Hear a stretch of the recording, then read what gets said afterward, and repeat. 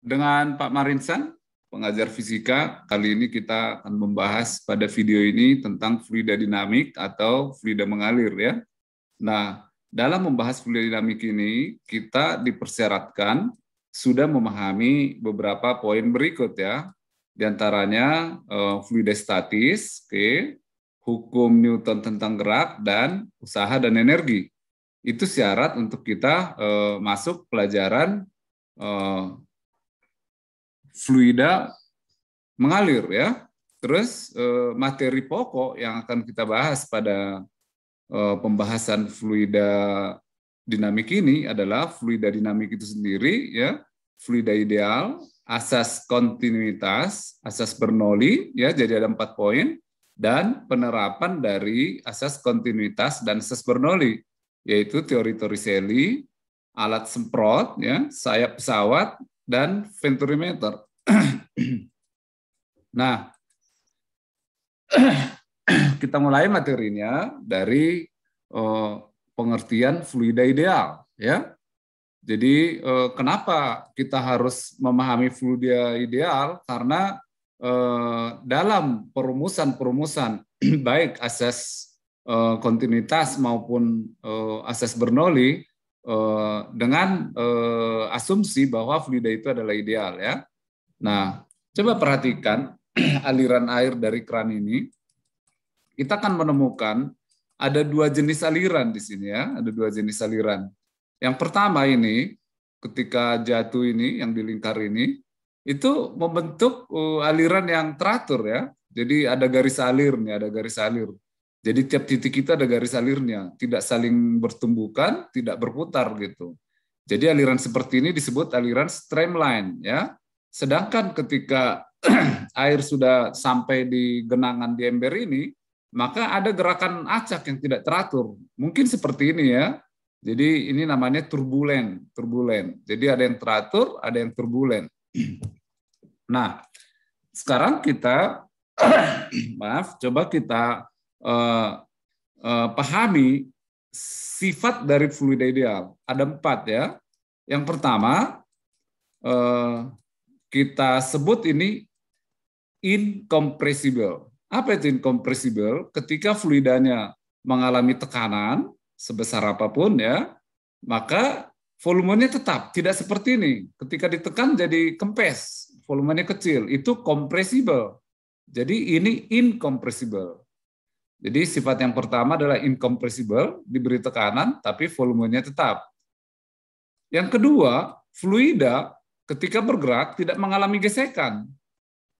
Baik antara fluida dengan penampang maupun sesama fluidanya, tidak ada gesekan ya. Yang ketiga alirannya streamline seperti yang tadi ya. Jadi aliran partikel air itu mengikuti garis gitu, tidak saling mendahului, tidak mengambil jalur yang lain, jadi teratur jalurnya. Dan yang keempat, yang terakhir adalah alirannya tunak. Tunak itu maksudnya seperti ini. Jadi kalau penampangnya misalnya dari besar terus ke lebih kecil gitu, maka alirannya itu teratur gitu, teratur, streamline ya, teratur. Jadi makin ke yang kecil dia makin rapat gitu. Jadi dari besar menuju kecil ini bukan jadi acak-acakan berputar, bukan. Ini teratur. Sehingga akibatnya nanti kecepatan pada tiap titik ini sama.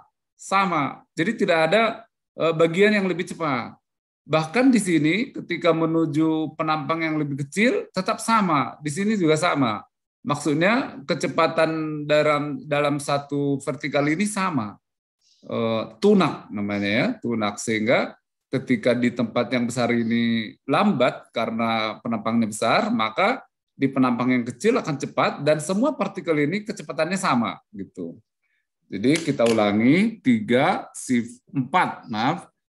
sifat fluida ideal adalah incompressible, daya gesekannya 0, alirannya streamline, dan alirannya juga tunak. Oke. Nah, sekarang kita maju ke asas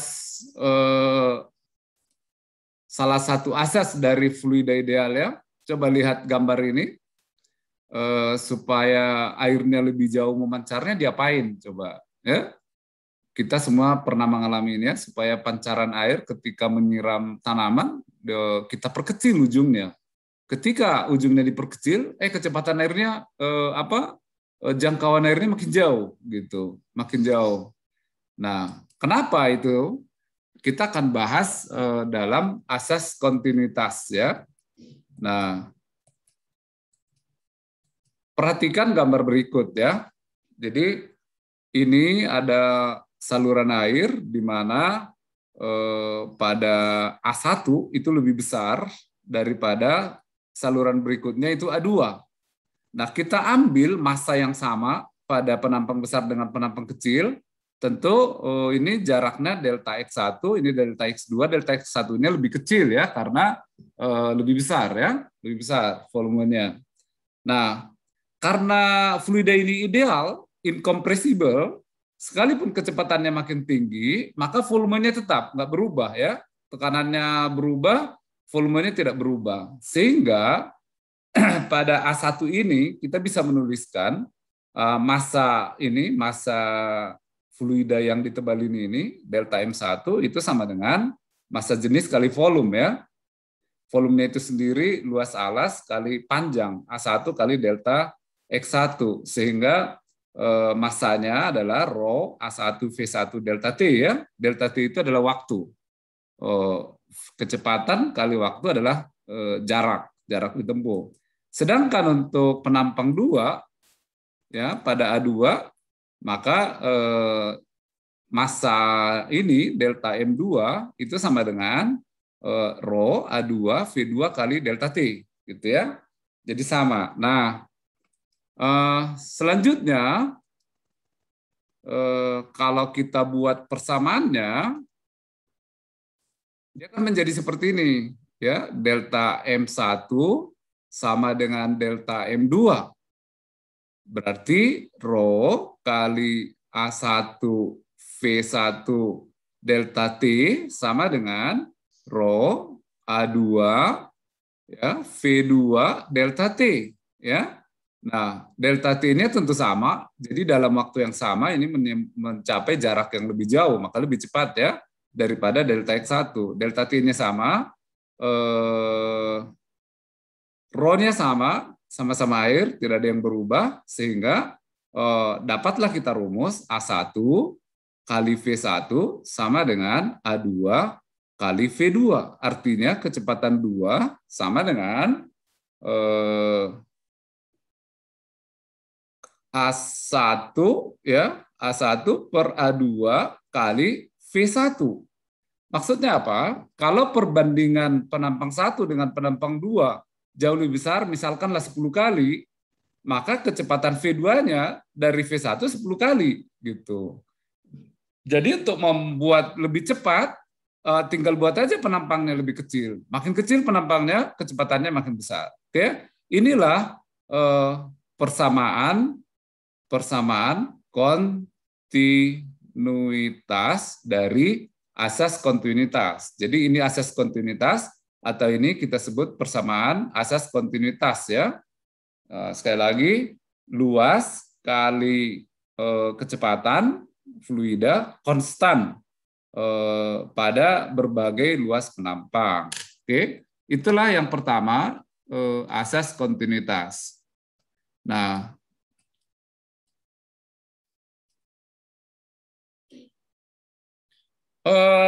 fenomena yang kedua yaitu asas Bernoulli. Kita perhatikannya bagaimana pesawat ini bisa terbang di udara, padahal jet ini kan mendorong pesawatnya ke depan, bukan mengangkat ke atas. Nggak ada baling-baling untuk mengangkat pesawat ini ke atas. Tapi pesawat yang sangat berat ini ya, bisa puluhan sampai ratusan ton, tapi bisa terbang ya, bisa terbang melayang di udara. Nah, kita akan bahas nanti. Terus juga semprotan ini, terus alat ini ya, terus ini air mengalir. Kita akan lihat nanti bagaimana asas Bernoulli dalam hal ini. Kita lanjutkan ya. Nah, Untuk membahas asas Bernoulli ini, mari kita amati ini saluran air di mana penampang 1 berbeda dengan penampang 2 besarnya dan ketinggiannya juga berbeda, ya, ketinggiannya berbeda. Sehingga seperti tadi kita bahas kontinuitas, ya, massa di penampang A1 sama dengan massa di penampang A2, sama dengan massa di penampang A2. Nah, yang pertama, F1 ini adalah tekanan kali luas penampang, ya. Jadi gaya dorongnya ini sama dengan tekanan kali luas penampang.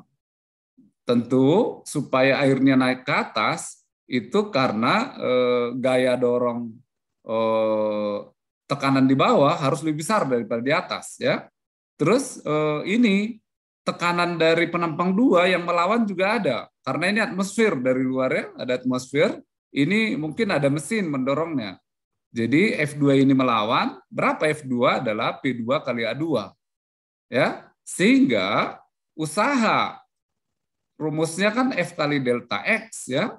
F kali perpindahan. Sehingga usaha satu untuk menggerakkan fluidanya adalah F1 kali X1 atau P1 A1 ini F kali X1. Dan usaha yang melawan sebaliknya itu adalah min F2 kali X atau min P2 A2 kali X2. Oke, sehingga usaha total yang mendorong dan yang melawan itu adalah W1 min W2, ya, W1 min W2 atau P1 A1 X1 min P2 A2 X2. Oke, paham itu ya? Itu adalah usaha total untuk mendorong maupun untuk melawan. Karena A1 kali X1 sama dengan A2 kali X2 yang kita bahas tadi, volume di sini sama dengan volume di sini, itu rumus kontinuitas, ya, dan volume itu sama dengan massa kali rho, ya. Maka usaha total sama dengan, ya, P1 ini dari sini P1 A1 kali X1 itu adalah massa kali rho, ya, massa kali rho, volume itu massa kali rho, ya. Jadi P1 kali massa kali rho min ini ada kesalahan nulis, ya. Sebentar. Jadi ini adalah P2, ya. P2. Oke, sehingga sama dengan usaha totalnya P1 tekanan dari sini dikurangi P2 tekanan yang melawan kali volume, yaitu massa kali rho. Oke, itu rumus yang pertama. Nah, sekarang kita lanjutkan. Jadi tadi usaha itu kan sama dengan perubahan energi mekanik, ya, perubahan energi mekanik. Sedangkan perubahan energi mekanik itu kan energi potensial tambah energi kinetik. Jadi usaha total ini adalah perubahan energi kinetik ditambah perubahan energi potensial. Jadi kita masuk ke sini. Jadi perubahan energi mekaniknya itu adalah perubahan energi kinetik, ini energi kinetik 2 dikurangi energi kinetik 1 ditambah energi potensial 2 dikurangi energi potensial 1. Ya, sehingga selanjutnya ini tadi rumus usaha tadi P1 min P2 M per rho, ini volume, ya, sama dengan perubahan energi kinetik ini ditambah perubahan energi potensial. Sedangkan M itu kan sama dengan rho kali volume, ya, rho kali volume. Sehingga bisa kita rubah seperti ini nih. P1 ini dibagi massa per rho, ya, dibagi massa per rho. Jadi P1 positifnya pindah ke kiri, ini tambah setengah rho V1 kuadrat, ini min pindah ke kiri kan jadi positif, tambah rho GH1 ini negatif pindah ke kiri jadi positif, sama dengan P2 pindah ke kanan jadi positif, tambah setengah rho V2 kuadrat tambah rho GH2. Rho GH2. Nah, persamaan inilah yang disebut dengan persamaan Bernoulli atau asas Bernoulli. Jadi, sekali lagi, asas Bernoulli itu kalau kita lihat tadi gambarnya seperti ini, maka di titik A yang ketinggiannya adalah HA dan di titik B yang ketinggiannya adalah HB, berlaku tekanan di A tambah energi kinetik di A tambah energi potensial di A akan sama dengan tekanan di B tambah energi kinetik dan energi potensial. Maksudnya ini bukan energi kinetik ya, ini bagian dari energi kinetik dan ini adalah energi potensial ya, rho GH bagian dari energi potensial. Nah, itu tadi perumusan dari sini ya. Jadi kenapa ini P? Karena P1 kali massa per rho dibagi rho kali volume itu habis. Jadi ini massa ini dibagi coba ya. Jadi ini jadi rho itu karena M ini kan rho kali volume ya, rho kali volume. Jadi rho kali volume dibagi volume jadi rho ya. Ini dibagi volume, ini kan ini adalah rho kali volume. Jadi dibagi volume per rho ini jadi habis ya. Jadi gitu. Maka jadi seperti ini rumusnya. Oke, nah sekali lagi apa itu asas Bernoulli? Asas Bernoulli adalah pada sebuah saluran yang penampangnya berbeda luasnya, ketinggiannya juga berbeda, berlaku persamaan tekanan tambah setengah rho V kuadrat tambah rho GH, nilainya selalu konstan. Dan inilah yang kita gunakan untuk persamaan-persamaan pada penerapan dalam kehidupan sehari-hari yang akan kita bahas pada selanjutnya. Ya, penerapan yang pertama, coba amati gambar ini sebutlah ini bak ya, terus dikasih lubang di bawah. Nah, selisih ketinggian lubang dengan permukaan air di dalam bak ini adalah H1 min H2 atau H ya. Nah, sedangkan tekanan yang menekan dari atas ini sebutlah P1 ya, dan tekanan yang menekan dari bawah ini P2, ini ketinggiannya tidak terlalu jauh sehingga untuk atmosfer P1 dengan P2 ini bisa kita sebut sama ya, bisa kita sebut sama. Nah, selanjutnya jadi P1 sama dengan P2. Kita masukkan persamaan Bernoulli. Apa tadi persamaan Bernoulli? P1 pada penampang 1 tambah setengah rho V1 kuadrat tambah rho GH1, ini H1, sama dengan P2 tambah setengah rho V2 kuadrat tambah rho GH2. Ya.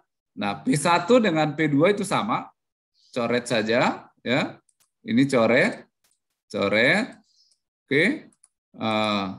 Selanjutnya akan menjadi seperti ini persamaannya. Ya, ini juga V1-nya karena ini sangat besar, ini kecil, ya. Ini sangat besar, ini kecil. Lihat bak kalau lubangnya dibuka nggak langsung turun ini kan, jadi kecepatannya sama dengan 0. Jadi ini juga 0 ya.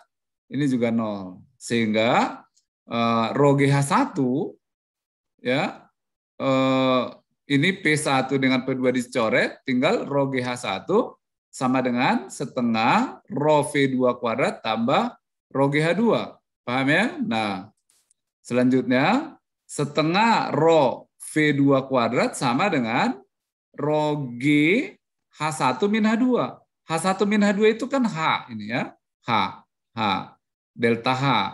Sehingga V2 kuadrat, ini rho-nya dicoret ya, V2 kuadrat sama dengan rho G delta H, rho G delta H, ya, atau V2 ini sama dengan 2GH.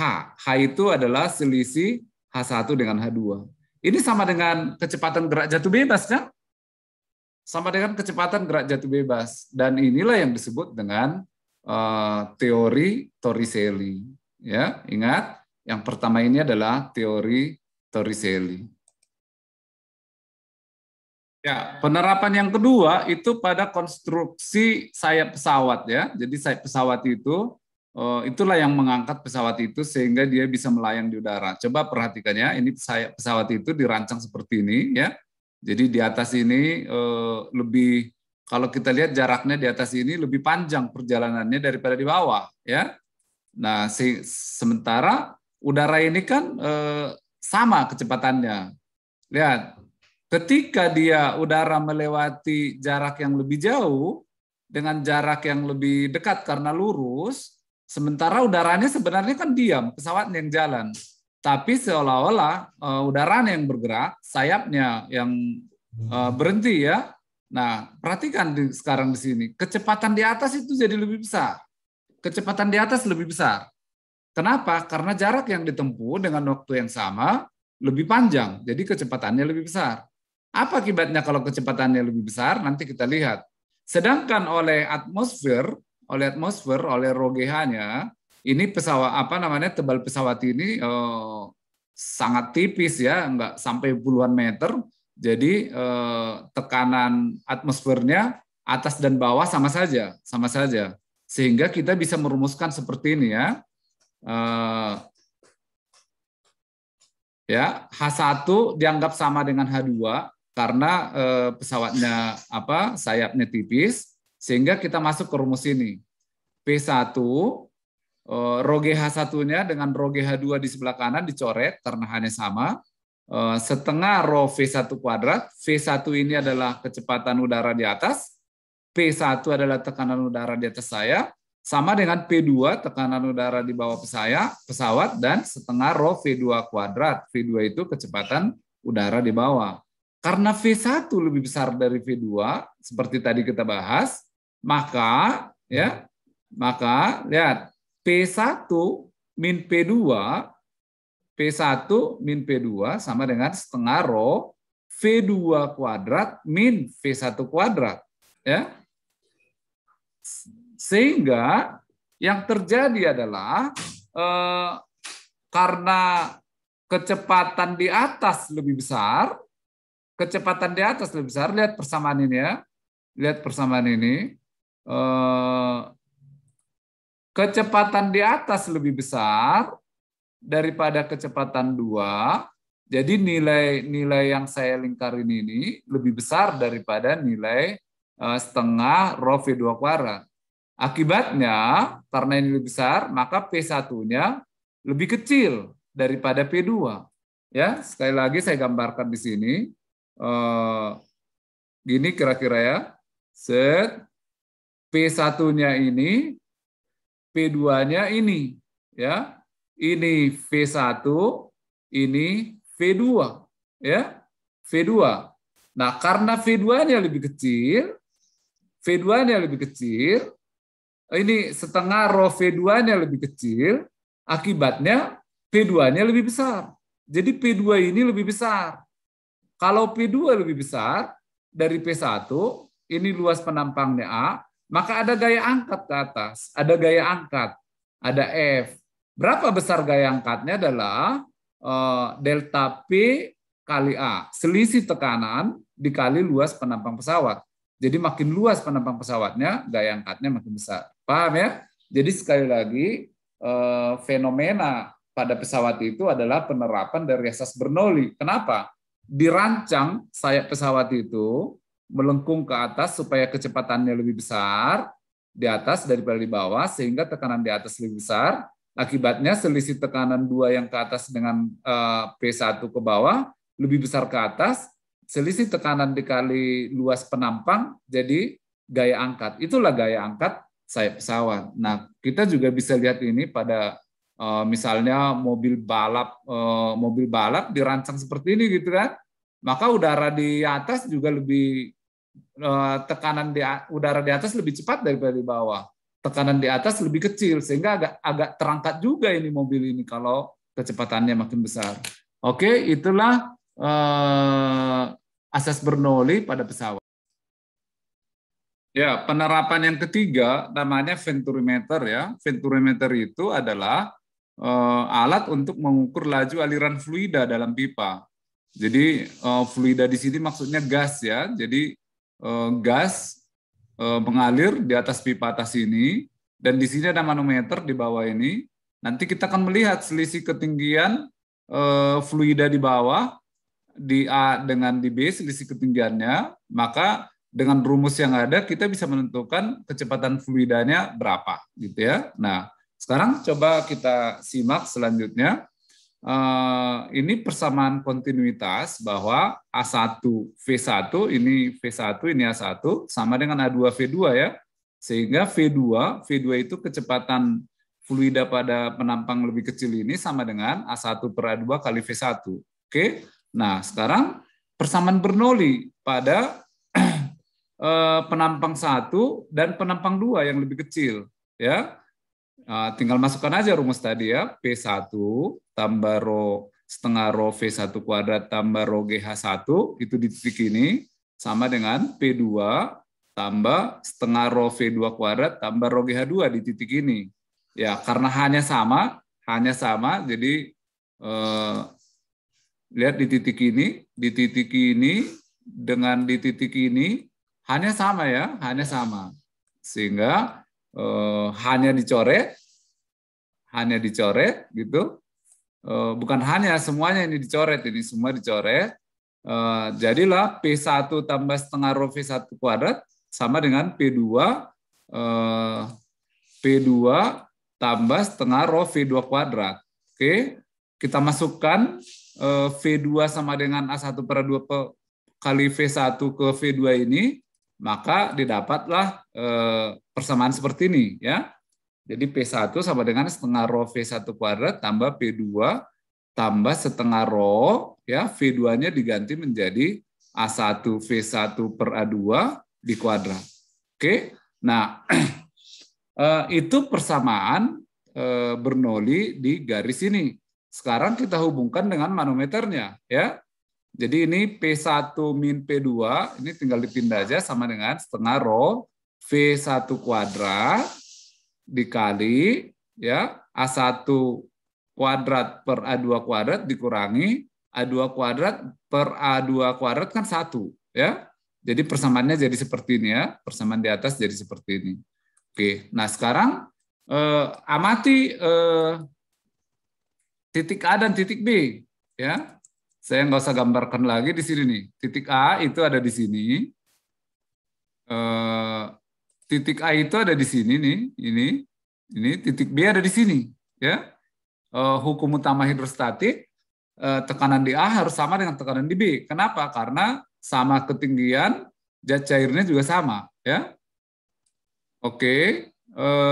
Maka tekanan di A sama dengan tekanan di B. Sedangkan tekanan di A adalah nanti P1 tambah rho GH1. Ya. Tekanan di B adalah P2 tambah rho G. Ini H1 min H, ini rho yang atas, ditambah rho GH ini. Ini rho-nya beda lagi nih, zat cair ya. Coba kita lihat persamaannya. Jadi PA tadi sama dengan P1 tambah rho GH1. Sedangkan PB adalah P2 tambah rho G H1 min H2, ini ketinggian gasnya, ditambah rho aksen ini adalah fluida yang di bawah, zat cair yang di bawah kali GH. Ya. Titik A dan titik B tekanannya sama, hukum utama hidrostatik, sehingga PA sama dengan PB, berarti persamaannya jadi seperti ini ya. P1 tambah rho GH1 sama dengan P2 tambah rho G delta H, ini tinggi gasnya, ditambah rho aksen GH. Oke. Nah, jadi P1 sama dengan P2 min ya, P2 min rho GH ini pindah ke sana, pindah ke sana, jadi H1 ini habis, jadi rho GH tambah rho GH. Ya, rho GH. Jadi P1 min P2 sama dengan rho aksen min rho. Rho aksen ini adalah massa jenis zat cair, rho ini massa jenis gasnya, ya, kali GH. Sehingga masuk ke persamaan ini tadi, P1 min P2 ini sama dengan setengah rho V1, ini ya, sama dengan rho aksen min rho kali H. Sehingga kecepatan ini V1 ini ya, V1 ini supaya apa namanya jadi V1 di akar, maka V1 sama dengan A2, ini luas penampang 2 akar 2 kali rho aksen min rho kali GH per rho kali A1 kuadrat min A2 kuadrat. Oke, inilah rumus. Jadi balik lagi ke gambar tadi. Nah, ketika kita mau mengukur kecepatan gas, venturimeter kita arahkan ke gas itu, nanti akan ada ketinggian H ini berapa terukurnya. Setelah dapat ketinggian ini, tentu massa jenis sudah diketahui, massa jenis gasnya maupun massa jenis zat cairnya, sehingga kita menemukan rumusnya berapa kecepatan gasnya adalah rumus seperti ini. Oke, itu penerapan yang ketiga. Nah, ini penerapan yang keempat, yang terakhir, yaitu lihat ini semprotan pembunuh serangga ya. Bagaimana cara kerjanya, lihat nih. Ketika piston pompanya ini ditekan, didorong, maka gas udaranya dengan kecepatan tinggi di sini ya, kecepatan tinggi. Nah, yang terjadi apa? Seperti tadi asas Bernoulli, kalau kecepatan makin besar, tekanan makin kecil ya. Kalau kecepatan makin besar, tekanan makin kecil. Jadi tekanan di sini, tekanan di titik 1 ini itu lebih kecil daripada tekanan di titik 2 ini. Kenapa? Karena di sini kecepatannya 0, di sini kecepatannya besar. Jadi tekanan di atas lebih kecil.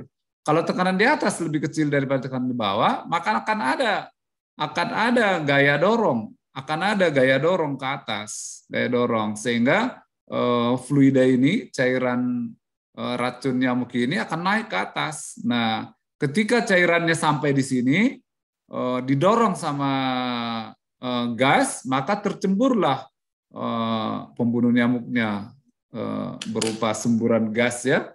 Paham ya? Kita tidak menghitung kecepatannya, ini hanya memperlihatkan cara kerjanya. Ya. Oke, sekian pembahasan kita tentang fluida dinamis, mulai dari fluida ideal, asas kontinuitas, asas Bernoulli, dan penerapan dari asas kontinuitas dan asas Bernoulli. Sekian dan terima kasih. Wassalamualaikum warahmatullahi wabarakatuh.